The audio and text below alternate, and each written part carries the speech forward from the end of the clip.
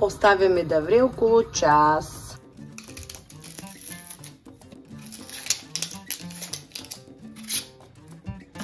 Нарязваме лука, морковите и картофките на едро.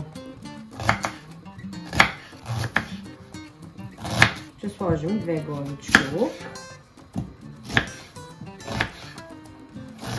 Морковите по същия начин на едро.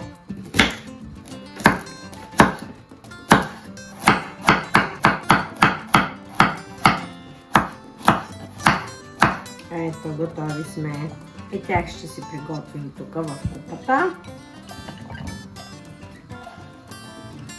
След което ще си подготвим и картофките. Сега ще нарежем и картофа на едро.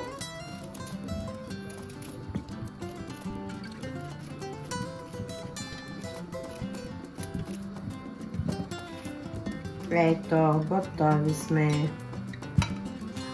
Сега ще видим дали бульона иска отпенване. Ето вижте. Задължително трябва да се отпени, за да стане бистър. Премахваме това отгоре, пяната, до пълното изчистване. Отпенваме добре. Може с лъжица супена, може с решетъчна, каквото му е удобно. Още 2 пъти сигурно най-малко. За да се получи нещо като курбанч. Бистър да е бульона. Оставяме да поври и след малко пак. Той ще се образува доста пак. Ще го отпеним. Пак захлупваме и оставяме още 10 на 15 минути. Пак ще отпеним. Ето втори път ще отпеним.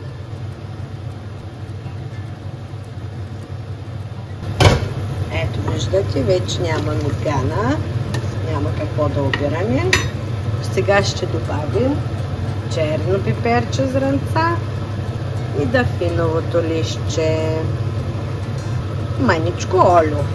Още пиперче ще сложа, аз обичам. И може би чесънч. Сега ще обеля чесънч и ще сложа за ароматче. Слагаме 2 скелети чесън. И отново оставяме да ври. Така. Сега ще добавим зеленчуците, лука, морковчетата. И разбира се, картофките. Разбъркваме добре и оставяме да ври. До пълното сваряване на зеленчуците и телешкото месо. И така, ето нашето курбанче е готово. Сега ще спрем котлона. Вижте само каква красота.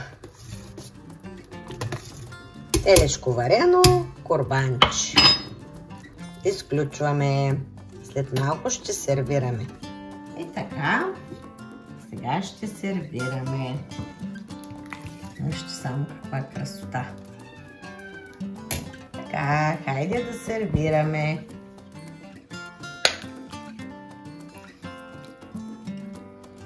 Ето го е нашето телешко варено.